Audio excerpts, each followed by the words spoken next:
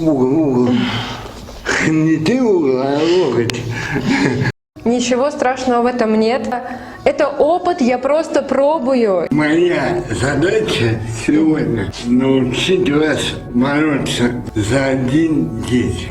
Ух ты. Будет вот так. Go! Go! Ух ты! Мне не хочется, чтобы было больно, поэтому я попадаю. А давай я. Раз она такая быстрая. Давай. Сегодня у нас необычный выпуск из серии «Как победить любого на руках». Мы пригласили к нам в гости красивую девушку Анастасию. И я попробую научить ее бороться на руках за один день. А вы, мои дорогие подписчики, сможете тоже взять некоторые вещи себе на вооружение из моего урока. Меня зовут Анастасия Шувалова. Мое творческое рабочее имя Анаста Хармони. Я специалист в сфере гармонизации тела и сознания. Ну что, друзья, вы готовы? Тогда поехали! Друзья, в настоящий момент, а все всегда меняется, я думаю, все тоже будет к лучшему. Монетизация российских каналов в Ютубе прекращена. И поэтому, если вы хотите поддержать канал Руслана, чтобы он развивался дальше, рос и нес много спорта, света, позитива и вдохновения и мотивации, вы всегда можете поблагодарить Руслана и сделать донейшн на дальнейшее развитие по номеру его карты. Она будет прописана к описанию к этому видео. Если вы левой рукой будете, левой ногой иди. Левая впереди, а у меня правая стоит. Левую ножку ставь. Да. Окей. Если правой рукой будете, правая нога иди. Понятно. Да. Тут важны рычаги. С рычагами все в порядке. В тайском йога-массаже, вот преподавателем школы, да, которой я являюсь в Таиланде, там как раз тоже работа с телом идет на основе рычагов. Чем рычаг ваш длиннее и меньше угол, вот этот уголок, тем проще будет вам бороться. Чем меньше угол? Да. И чем ближе вы к столу. Если, например, я буду стоять вот так, я не выиграю. А вот так у меня Облокачиваться нельзя. можно наоборот. Можно. Надо прижиматься плотно к столу. Бывают очень тяжелые травмы и переломы рук. В армрестлинге? Да. Можно сломать руку? Почему это происходит? Вы плечо дальше руки, а я давлю. Ага. Дальше будет больно, я знаю. Да. Вот, поэтому всегда работайте всем телом, и чтобы ваше плечо было параллельно вашей кисти. То есть вот так. И когда меня кладут, я тоже ухожу обратно. То есть плечо всегда параллельно с рукой. Да, есть 3 вида борьбы основных. Это борьба вверху, когда вы загибаете кисть. Вот вы внизу, я наверху. Видите? А дальше я атакую ваши пальцы. Вот туда открываю. Это получается, как будто вы набиваете воду. Такое движение, то есть, да, то есть, вот я накрыл вашу кисть, а дальше я вот туда, на ваши пальцы так вот закрыли и вот туда. Так Да. сделать и на себя. Да. И не просто на себя, а еще седаете на задней ноге. Задняя нога. Вот. Так. И присела на нее, да? Попробуйте меня выиграть. Падайте, не бойтесь. Дальше полу не упадете. Давайте до конца. Так, давайте. Падайте, победа. Победа. Ага, хорошо. Это борьба верхом. Борьба вверх. Да. И в идеале еще, если вы подключите локти из угла в угол, вот так это будет. Загнули кисть И я локтем еду 10 угол по диагонали вот сюда. Попробуйте. Загнула на себя. И туда, до угла. Я уже стол подняла. До угла. Давай. Прям до угла. Пам. До угла падайте. Вот. И еще не должно большого Расстояние, да, между телом. То есть вы должны всегда быть плотно прижаты к столу. Пам. Оба это. Отлично. Вверху можно научиться. Понятно, да? Да. Борьба в крюк. К борьбе в крюк мы сегодня еще обязательно вернемся. А пока давайте спросим Анастасию, как спортсмену справиться с волнением и не перегореть перед соревнованием. Ведь этот вопрос как раз по ее сфере деятельности. На самом деле очень многие спортсмены в мире, в том числе и те, кто занимаются видами спорта, которые относятся к Олимпийским играм, многие используют как раз именно работу своего сознания. Действительно, это очень волнительно, когда ты приходишь на соревнования, уже на живые соревнования, и тебе нужно быть при этом еще и лучшим, и идти вперед. И действительно, у человека происходит нервное перевозбуждение, скажем так, да, то есть вот это волнение, это как у некоторых, когда ты выходишь к доске и тебе нужно ответить. Это то же самое, что экзамен. Многим это чувство знакомо, даже через такие бытовые школьные, да, моменты. Как с этим быть? Первое – это опустить важность, то есть позволить себе где-то внутри хотя бы вот, чтобы просто было спокойнее, сказать, ну даже если я оплошаюсь, ничего страшного в этом нет. Это опыт, я просто пробую, я учусь, и это классно, что я сейчас здесь и я пробую. Это вот первый момент. А второй момент, чтобы все-таки дойти к победе, к которой ты стремишься, это как раз то самое упражнение, которое используют многие чемпионы и люди, кто идут в олимпийские виды спорта. Это прокручивать в своем сознании многократно, как будто бы ты уже находишься на этих соревнованиях, прям закрывать глаза, представлять этих людей, представлять судей, представлять, как ты подходишь, четко вспоминать в голове то, что говорил тренер, так, рука такая, угол сюда делаю, так, и много раз представить, как ты положил своего партнера, положил его, и делать это постоянно, заходить туда в недра своего подсознания и представлять именно атмосферу. И тогда, когда ты уже оказываешься на этих соревнованиях, у тебя нет этого ощущения, что ты на экзамене, потому что ты уже привык к этой атмосфере в своей голове. Сила нашего подсознания, она невероятна. И это упражнение можно использовать в разных сферах. Пишите в комментариях, друзья, согласны вы с Анастасией или нет? А мы продолжаем учиться борьбе в крюк. Мы сейчас с вами делали пронацию. Это пронация. А теперь мы делаем субинацию вовнутрь. Вот туда. Вот туда. И дальше я давлю вниз и к себе. При этом попробуйте вашу руку, которая держит штырек, не ставить на стол.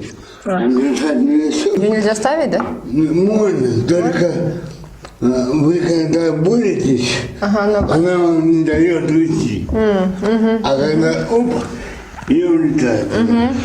Поехали. Еще раз, я сначала технику Вот скрутила, и вот так. Да. Поехали. Вот, было правильно. Больше скручиваю, да? Да. Вот. Вот. И дальше двигайте локоток. И также. О, вот сейчас она отлично. Понятно, да? Так, еще раз скрутила, двигаю, Да. присела, локоть параллельно с локтем. Значит, главное, что ничего первым не убегало. и поймал Бог. Это очень просто. Как это просто? Вы узнаете чуть позже. А пока мы узнаем у Анастасии, что она думает о спортсменах-инвалидах. Некоторые мои хейтеры пишут в комментариях, что инвалидов не нужно показывать, что это жалкое зрелище. Интересно, что думает по этому поводу наша героиня. Ну, для меня немножко этот вопрос странный. Конечно, можно и нужно. Это такой же человек, как и ты. В чем брезгливость, если это такой же человек, как и ты? Наоборот, например, когда я познакомилась с Русланом, для меня это был пример мотивации, огромнейшей мотивации и вдохновения, что Руслан, несмотря на вот именно свои тяжести, в которые он получил в точке своего рождения, он преодолел, он развивал свой дух, он занимался, он, насколько я помню, ему даже рубашку застегнуть там сколько минут 15, уходило. То есть было тяжело, и он это преодолевал каждый раз, он совершенствовал этот навык. И смотрите, он дошел до того, что он чемпион мира по армрестлингу. То есть человек не сел в своей слабости, в своей боли, не сказал, что ой, со мной что-то не так, и я там недостоин жизни и чего-то еще. Он не сел где-то там, у метро со словами, что там не могу заработать, по разным моментам. Он начал развивать свою силу духа, он нашел то, что ему нравится, он искал, он нашел, он пошел в это развитие, он укреплял свой дух, укреплял свое тело, дошел до результатов, вот обучает людей, детей тоже правильной техники, это же классно. Ник Вуйчич, например, тоже вот люди, которые задают такой вопрос, просто почитайте биографии людей, которые пришли к чему-то. И, наверное, знаете, что бывает? Бывает, что когда у человека нет инвалидности, и он чего-то в жизни не может и не смог, тут два варианта. Либо ты смотришь на человека, который, несмотря ни на что, смог, либо ты вдохновляешься его примером и говоришь, он смог, а я тоже могу, благодарю тебя, что ты такой рядом сильный есть. Либо ты смотришь на него и начинаешь чувствовать свою слабость, что у тебя есть что-то, что, возможно, этот человек лишен. И ты со всем этим, что у тебя это есть, ты ничего не делаешь. Ввиду своей внутренней какой-то слабости, того, что ты не можешь преодолеть. Причем я не осуждаю эту слабость, я тоже там была. Просто это та самая трансформация, поменять свои слабости, свои страхи, свои вот эти негативные мысли на позитивные, все-таки выбрать себя и пойти другим путем. Вот это сила духа, когда ты начинаешь выбирать силу внутри себя. Друзья, в настоящий момент все всегда меняется, я думаю, все тоже будет к лучшему. Монетизация российских каналов в Ютубе прекращена. И поэтому, если вы хотите поддержать канал Руслана, чтобы он развивался дальше, рос и нес много спорта, света, позитива и вдохновения и мотивации, вы всегда можете поблагодарить Руслана и сделать донейшн на дальнейшее развитие по номеру его карты. Она будет прописана к описанию к этому видео. Поймал Бог, это очень просто. Вы загибаете кисть. Не загибайте. Я загибаю. Бог. Так, загибаю и падаю. А в чем отличие от предыдущего? Что-то мне не очень понятно. Там была тренирование, а тут просто загибаете Бог. То есть просто согнуть. Да. А до этого нужно было прям выкрутить. Не больно я хватаю? Нет, все хорошо. Все хорошо. Лучше всего вверх. Давайте вверх, на него я остановился. Сделайте вверх. Вот. Отлично, прям вверх. Шикарно. Ну как-то мне как-то это просто зашло. Давайте так, загибаете кисть, смотрите, где находятся мои пальцы и открывайте их. Поехали. Вот, и двигайте локоток в уголок. Вот. У меня он не сюда съезжает. А вот ставьте в этот угол, И по диагонали и уходите туда. Левый загибайте кисть. Сейчас, Руслан. Пам. Вот. Отдвигать локоть. Вот. Давайте приятно загибайте ручку, ранимайте и двигайте локоть. И садитесь. И чуть-чуть. Не будьте, я вас держу. Хорошо. Загибаю. Вот. Вот слева рука. Как-то вроде... Или нет? Нет, но сейчас было левый удобнее. Да, почему-то левой как-то она была мощнее, да? Да, она как будто бы для этого у меня и создана. Уравнивайте, судья поставит ровно, загибаете кисть и атакуете ранее пальцы. Вот эти. Вот так. Прям под стол. Прям под стол. Вот. Налево я покажу еще. Вот я загибаю кисть и я падаю. Все. Вот. Мне левый удобнее. Я правша. Начинаете борьбу, чтобы рука была на середине груди. То есть не вот так, а вот. Она ближе подушки к этой, и дальше от той подушки, чтобы не выиграли. А я двигалась вот так, а надо вот так, да? А есть два движения, есть движение из угла в угол, в диагонали, а есть буквы Г, как шахмат, конь ходит, вот так движение. Всегда ровненько, чтобы ничего было немного дальше. Это ваша страховка. Не так? Вот так. Руку расслабьте вообще. Не наигайте, расслабьте руку. Вот. Я хочу вам на команду Ready Go, вы не будете бороться так долго. Будет вот так. Это очень было резко. Понимаете, да?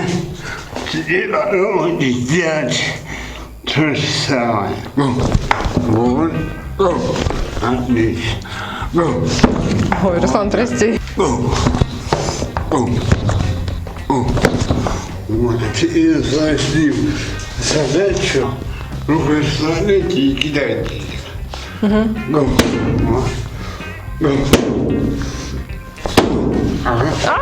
А теперь сестра отходит сюда, не сюда. Я команду для обоих. Вот тут, кстати. Две ручкой. Одну, да, и две держись. Вот так вот. Да? Да. Я командую обоим. Одна дама должна попасть. Дать, а другая убрать. А другая убрать. Go! Давай. Go! Go! Было? Было. Готовы? Да. Go! Ух ты! Раз она такая быстрая, давай ты командуешь. А я... Она должна хотя бы раз рвануться, правильно? Да. Go. Я даже не успела. Go. Я не хотела этого. Я думаю, хватит, да? Посмотрим. Можно еще разок. Еще раз? Да, давай. Ну давай еще. Давай еще разок. Давай еще разок. Go. Я попала. Там локоть оторвали. Go. Go. Она уже не делает сильно, видишь? Она уже тихонечко, да? Go. А где удар-то? Вы должны выиграть. А, ты имеешь в виду так? Go. О, Мне? ну неприятно, да. Go. Видишь? Еще. Бах. Go. Вот. И загибайте. Go. Вот. А мы выигрываем и мне не додавить. Я беру и вставляю ногу стойку. Можно? Да. Ногу можно ставить? Тем самым я отталкиваюсь ногой от, даю более сильные усилия. Ножку. Куда ее? О, Сюда? как надо. Давай я покажу. Руку сюда. Руку сюда. Ну вот. Выше. О. И ногой теперь отталкиваешься. И легче выглядит. Понятно? Ага. Ну так можно? Да, можно даже... Это не запрещено? Нет, можно даже начинать борьбу именно с такой позиции. Удобно? Ну так себе. Не очень. Не да, очень. и мне как-то. Давай. О, отлично. Шикарно. Кисть больше. Немного больше кисти. Давай. Давай. Оба, блин. Умничка. Давай. Сюда, а лучше. Так, встала ровно. Не загнул и к себе. Да. И не забывай закипать. Вот. Угол. Не ты угол, а локоть. Вот. Вот таким у нас сегодня позитивным получился ролик, друзья. Пишите свое мнение в комментариях. Ставьте лайк. Если понравилось видео, поддержите автора канала донатом. И обязательно поделитесь этим видео у себя на страничке. Для меня это важно. А если хотите поближе познакомиться с Анастасией, все ссылки на ее странички я оставлю в описании к этому видео. Меня зовут Анастасия Шувалова. Мое творческое рабочее имя Анаста Хармони. Я специалист в сфере гармонизации тела и сознания.